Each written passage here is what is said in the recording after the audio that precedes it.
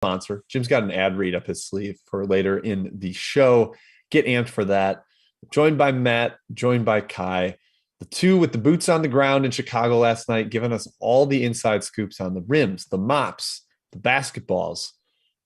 Matt, I'm going to go to you first here. Do you have a takeaway either from last night or from the weekend that was? Something with maybe St. Peter's? I'll let you go in whatever direction you want to go in here.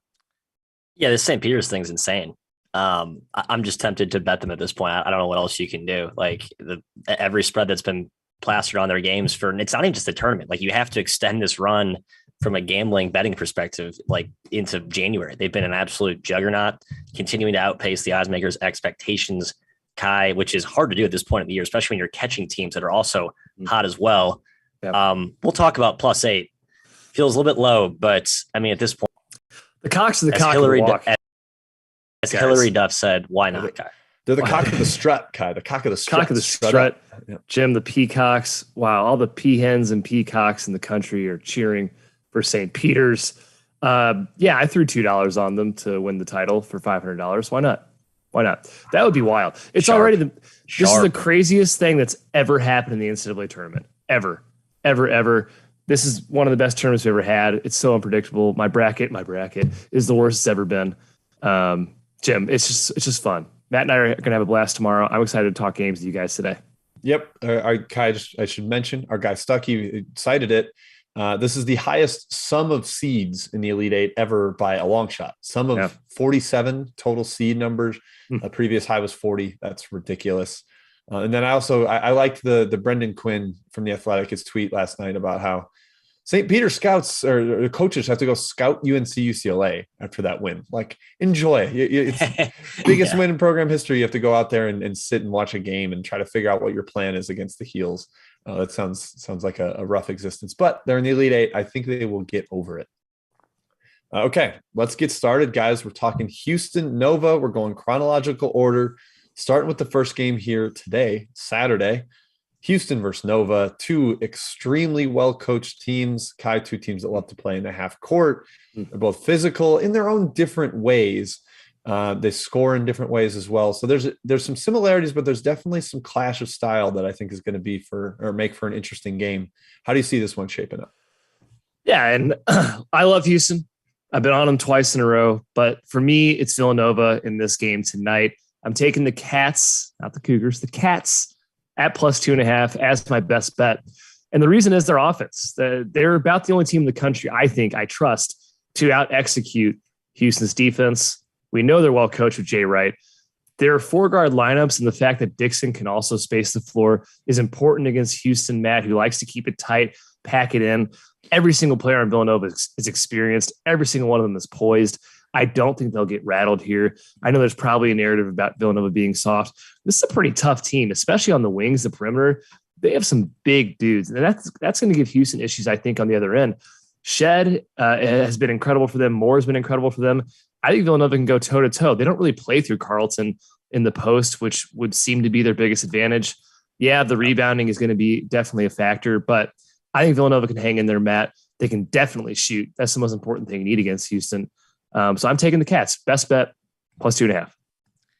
Yeah, you talk about Villanova's size. Like, Michigan made Houston look pretty small up front, but Villanova is still very long around the wing. And you mentioned it, right? Like, I don't think Houston's preferred offense is let's post up through Fabian White and Josh Carlson. I think it's more of that continuity stuff with the guards, and then obviously supplementing with second, third, fourth chances on the glass, which is where they absolutely excel. I'm with you, though. I think 2.5 is a little too high. I'm taking Nova. I feel like I go through every one of Houston's games and I make an excuse for the effort. But I look at the last game and I was like, maybe Arizona just was kind of broken, right? Hobbled. The warts were exposed against TCU. I saw it as sort of a learning pretest for that game. It turns out that was just truly a flaw that Arizona had, and Houston came back and actually knocked out, finished Arizona, finished the job that TCU couldn't do. I'm not betting it, Jim. However, I am looking at betting Nova +600 to win the title. Current updated price on most books right now. I believe BetRivers has something around there. What are you looking at? I'm kind of disagreeing with you guys. I'm buying into Houston right now. I need to stop thinking about Sasser and Mark. They don't matter. This team that's here is awesome. They are a top two team in the country per Ken Palm. They're ridiculous. They're going to dominate the offensive glass. That's a huge route to points for them. But my best bet is the first half under 59.5. I think both teams are going to struggle to score. I think both teams want to play crawl ball. I think we see a really slow full game under as well. I'm just spooked by overtime because I hate overtime. It's the worst for a better. But Kai, you mentioned the shooting for Villanova. It's important, but man, nobody can test jump shots better than Houston. I mean, you just go year by year, their 3-point percentage defense, 9th, 15th, 8th, 1st, 31st, 70th, 9th. Like it is not a fluke with them. It's not like regression is coming. They challenge everything. Tajay Moore is like the most athletic perimeter defender in the country. He's insane. So I think they're going to bother Villanova. But then, like you mentioned, I think Villanova switching is going to bother Houston as well. Houston had some real success in ball screens, especially against Illinois, but also against Arizona. And if you're just switching everything, like that's a problem. I don't think they really want to play the matchup game, Matt, like you said. Yeah. They don't want to sit there and try to pick out like, all right, let's isolate one guy against another. It's not really Houston's game. The one thing that hurts the switching is the offensive glass. If you have Caleb Daniels boxing out Josh Carlton, that's a putback every time. Yep. So, taking Houston first half under, also lean their way -1.5 first half. Lean their way full game, but I won't go against Mr. McEwen's best bet. Hopefully Villanova surges back, makes a billion free throws in the second half, and covers that spread.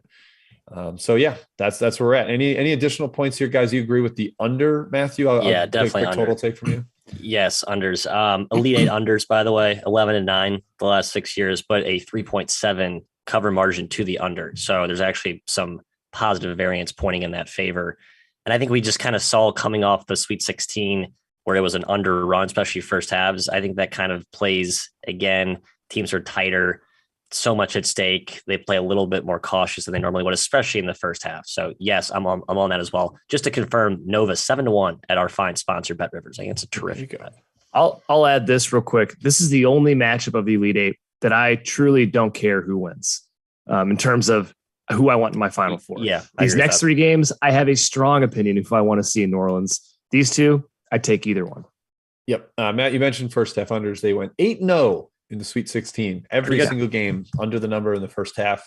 There could be some second half point explosions, but I do think the tension and the stakes and the feeling each other out process, especially in this game, will be strong as these two try to get a feel with both coaches potentially having great plans. All right, let's go to the next one, the Saturday nightcap. Not who I wanted to see here, unfortunately. We got Arkansas and Duke. Matthew, your Blue Devils roll on with a torrid final 8.5 minutes to take down Texas Tech. Just a complete offensive explosion against the number 1 defense in the country. Didn't matter. Nobody's stopping this Blue Devil squad right now. Does that continue here against Arkansas, who did slow down Gonzaga in the prior round? Yes, it does. I think Arkansas's success was heavily rooted in their ability to slow down Gonzaga's lethal transition attack. And Duke is equally as lethal in transition, but they're better in the half court because of just the pure shot making and talent that they have, especially with the emergence of Jeremy Roach. I mean, my goodness, he's basically turned into his team's best player. Bankero was terrific with his shot making as well. But Roach is really the engine. I think without him, Duke's not still, they're gone. They're eliminated at this point.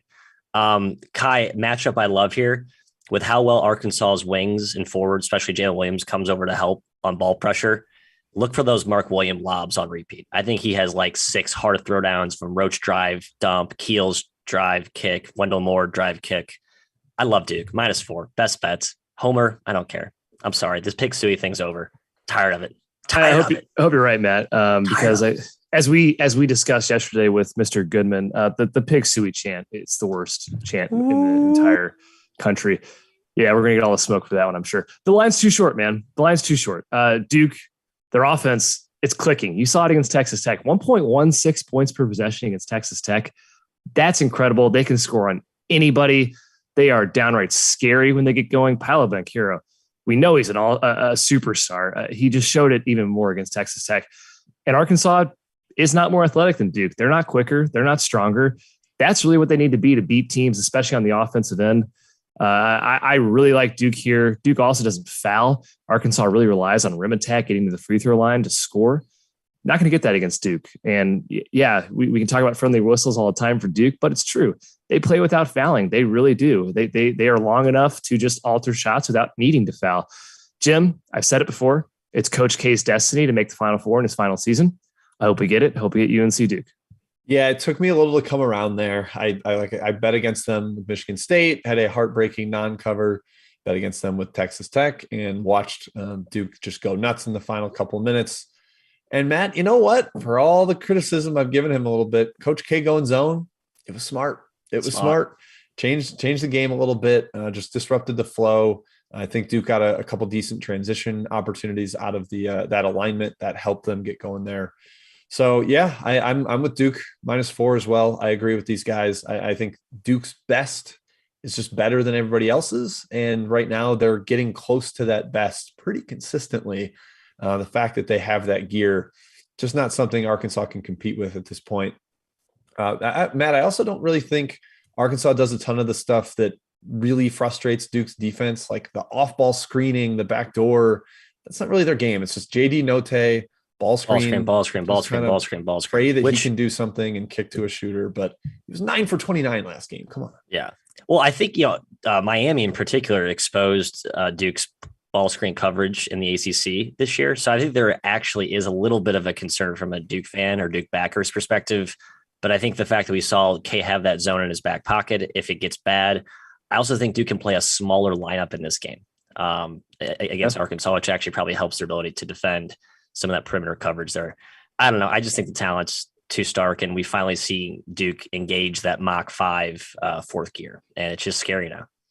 Jalen Williams, the flop artist, versus Duke not fouling. So frustrating. Like, he's just trying to who wins? Who wins this matchup? Watching that. Kai, I was going to give you over under 3.5 charges taken by Jalen Williams and make you decide. He's going to attempt over 3.5 for sure. Yeah. Will they call 3.5? I hope not. Get that out of here. There's no different referee. Is it different referee crew, by the way? We need to look into this. Who's reffing these I always liked in football, if you got involved in a play, you would have grass stains on your jersey. I wish there were grass stains in basketball because Jalen Williams' butt would be covered in grass stains. He is always falling backwards and sliding. Play defense, man. Come on. If you're over 6'9", you shouldn't be allowed to take a charge. That's my take. That's our hard cutoff. 6'9". I mean, yeah. Play straight up. Yeah. Well, if you play straight up, Kai, you get called for a block. Just ask Chet Holmgren. We're bitter. A little bitter. But Arkansas is here. We think they're going to lose to Duke. We're kind of in consensus. Matt, your best bet was Duke, right? -4. Yep. All right. Before we shift to Sunday's games, guys, we got to give a shout to our sponsors at Honey. This episode of Best Bets on the Field of 68 is sponsored by Honey, the easiest way to save money when shopping on your phone and computer. Have you ever been in this spot? You're shopping for something online. You get to check out, like, I want to save some money. Let me find a promo code. You start Googling around. You have to look in all these crazy places. You end up on Reddit, Kai. You're just searching some random thread. But thanks to Honey, you don't have to do that anymore. They scour the internet for you, finds the one that best fits your cart. You're shopping, you're going to checkout, you just hit apply coupons and they take care of it for you. The price goes down. It's the best way to do it. So if you don't already have Honey, you could be missing out. By getting it, you'll start saving money and supporting this show. So that's always great. We wouldn't recommend something we don't use, Kai. I've got to sharpen up my wardrobe for New Orleans. You guys showed me up.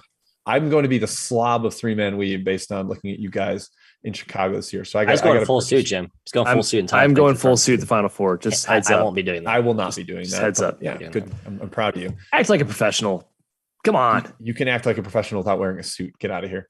I will. But you can get Honey for free at joinhoney.com/March Madness. That's joinhoney.com/March Madness. Check it out. All right, let's pivot to Sunday. First game on the slate. You guys will be there live in person in Chicago, investigating the rims. Miami, Florida versus Kansas. Matthew, do we think we're going back to the well here in the unders because the rims are slightly tilted up here? What do you think? Yeah, we got one rim that's tilted up by 2 to 3 degrees. We have the other rim, which is overhanging the baseline by like an extra foot. So like the actual effective court length is a foot shorter than what it normally was. Kai, I'm partially joking, but partially serious. And the fact that they brought in an entire new, like, why wouldn't you just use the Bulls rims and backboard? Like they brought in a whole new structure. And you like when they brought it out, the nets have like the very narrow like it's a brand new rim, brand new setup. Maybe we're tight. So I will be back on the under. It's been bet down a little bit. Maybe people are picking off our intel. But first half under specifically, Jim, you mentioned the 8-0 first half under sweep last round. And it's an early-ish tip. A lot of things kind of trickle in the favor of under. Matchup, though, I know these teams can excel in transition, but Kansas is especially good in transition defense. I think the first half that comes to bear. Jim, you're right. I think the second half is probably a points bonanza, or could be a points bonanza. So under, yes, but specifically first half under. Yeah, toughest game, I think, in my opinion, to make an ATS call at least. I thought Miami was awesome yesterday. I know they played Iowa State, but their offense impressed me. Sam Wardenberg, I've said it a million times already. I tweeted about it.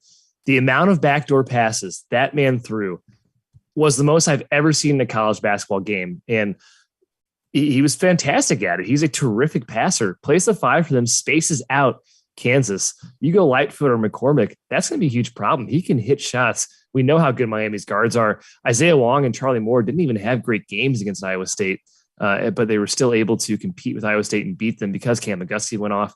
I think he can again. Miami's defense was much better yesterday. They're really pressuring Iowa State's guards in the half court. I think they can bother KU, though. Matthew, we talked about Remy Martin was the best player on the floor yesterday for the Kansas Providence game. Rebounding is a huge concern for Miami. Post defense is a huge concern for Miami, but I think keep it close here. Love Jimmy Larinaga. I'm taking the Canes. Yeah, I'm leaning the Canes. I was a little surprised at this number. I'm curious what you guys thought about this. Providence opened 8, 7.5 basically all week, ended up closing 6.5, but this one opened 6, 6.5. Miami's been worse than Providence like all season against the number analytically. Like they're still behind Providence right now. So I was surprised to see where this number was. I thought we'd get at least a 7, maybe 7.5. So it's more lean towards Miami.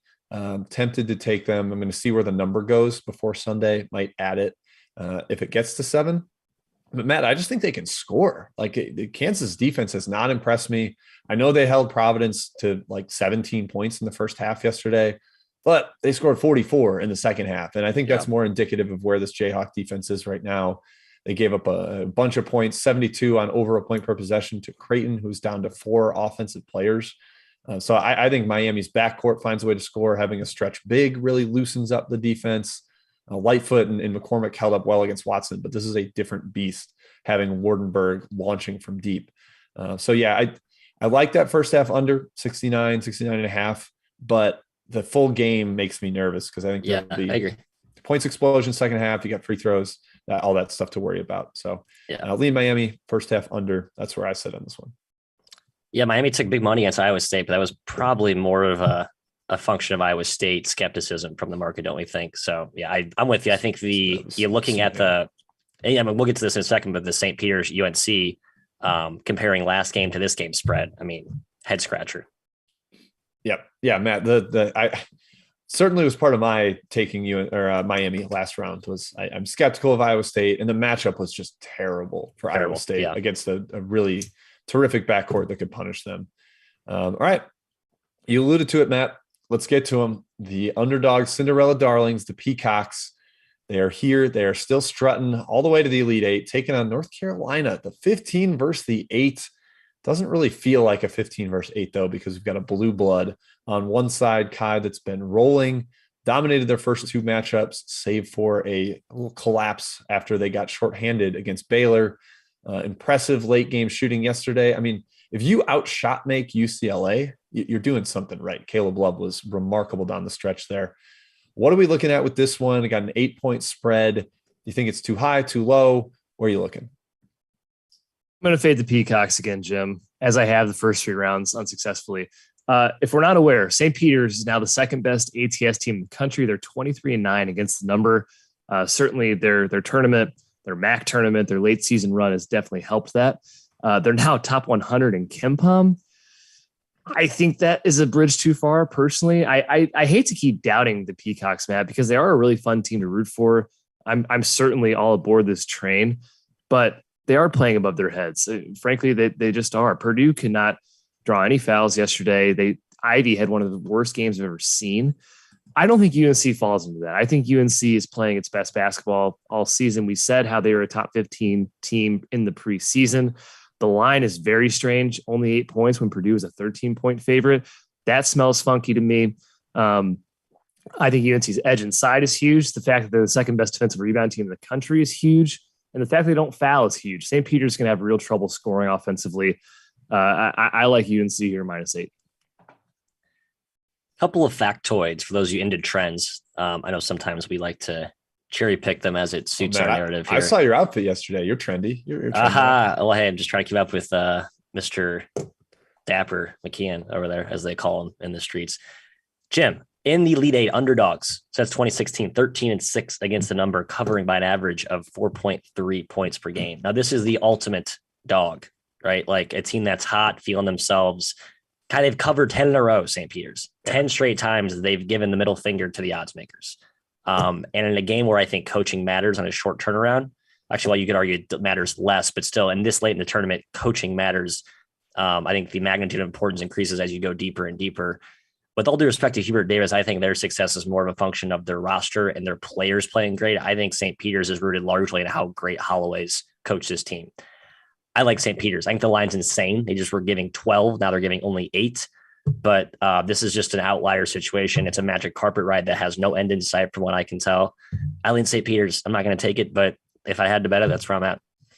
Yeah, I just gave or talked about UNC -8 on action. I'm leaning more towards UNC first half, I think. I think that's 5. Their ability to spread out St. Peter's is better than anybody that the Peacocks have seen so far. Brady Manick, the first true high volume stretch big that they're going to see. I think that messes with the defensive shell that St. Peter's has really employed. And I'm worried about, St. Peter's fighting back, keeping this close late. Matt, you mentioned that underdog stat. No one's going away in the Elite Eight. You're not getting a dead effort in the second half from anybody. So I'm a little spooked about full game. But man, Kai, why do we keep doing this to ourselves? Why do we keep fading St. Peter's? Are we just you guys have fun with that? Legends. We hate fun, Jim. We hate fun. Yeah, I haven't bet it yet. I'm probably going to bet the first half now. Now that Matt has spooked me with a little bit of data, and it's just the hot hand. You're fading the hot hand.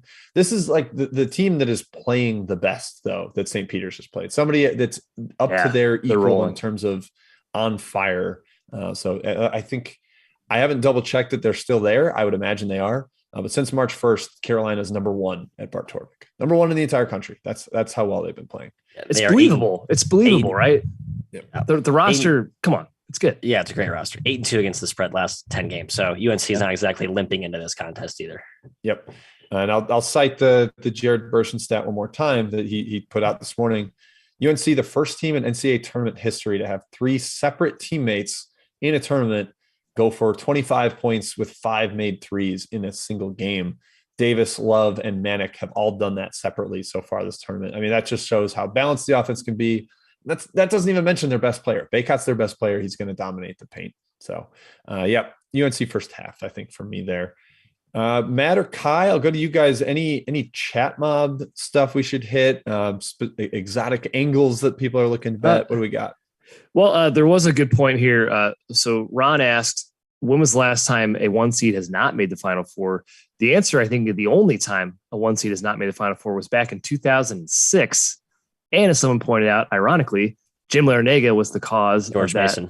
1 seed not making the Final Four. Wow. Jim Larrañaga is also, yes, it's interesting. Jim Larrañaga is the only coach to take 2 double-digit seeds to the Elite Eight. I found out last night that Miami, Florida, this is their first Elite Eight in school history, which shocked me as well. So it's been an unprecedented tournament. You can't really rely on history to make your decisions in this tournament going forward because it is so random. St. Peter's in the Elite Eight as a 15 seed, but still pretty interesting what we're seeing right now. Yeah. I missed who had it. I apologize. I saw it early in the chat, but the 40-1 to make the Final Four Miami ticket probably just depends on the size of your bet. Like if it is life-changing money, I would hedge it. If it's like, whatever, I'd be okay with it. Like I have a 500-1 Miami ticket to win the title, but I also have Kansas 18-1. So I'm kind of just letting that one ride. I'll be content with whichever one makes the Final Four and kind of figure out my strategy from there. Last second question, Jim, asking for prop bet recommendations. I haven't looked at any numbers. I'm just thinking about a few player matchups that I just kind of circling. Kai, you have one, don't you? Well, you know what I did yesterday? I thought I had the Eder under. I actually took the Casey and Defo under points, 10.5. Oh, look at you. He barely played because of foul trouble. So Purdue's front line and foul trouble. I think that could be another angle against UNC. I would take in Defo under total, whatever Rupert's it is. Rupert's kind of taking his minutes too up front. That's a good point. I like that one. Yep. I like over Mark Williams' points. I mentioned it earlier. I think his matchup's favorable here. I think the pressure of Arkansas, like you put Note on Roach, that could be a good one for Arkansas. And just with the way that Arkansas helps and rotates so well, I think Williams gets a lot of garbage point opportunities, right? Stickbacks, lobs, and even at the post. Like, I think he can score in the post over Williams. He's just that long. I think that Mark Williams post game in a nutshell is just an underrated part of his overall phenomenal game. Big Mark Williams fan for the record. I guess my analysis of the St. Peter's game kind of backs me into Brady Manick over point total. I'm sure it's getting up there because he's been lethal this tournament. He's scored a ton of points already, but I just buy that he's going to be a major weapon here as long as he's not ice freaking cold. I think he'll be able to hit his over. All right. I believe that wraps it up. Harry R issuing a stat boy check. Stat boy correction, baby. Ohio State was a 1 seed in that tournament, I believe. Well, we'll check. He just listed the seeds, so it sounds like he's done the research. I don't know. Am I looking at the wrong one? Maybe I am. I also kind of like I tweeted about it last night. Jamal Shed to win most outstanding player. I think is a decent hack for Houston. I just think he's the engine that makes them go.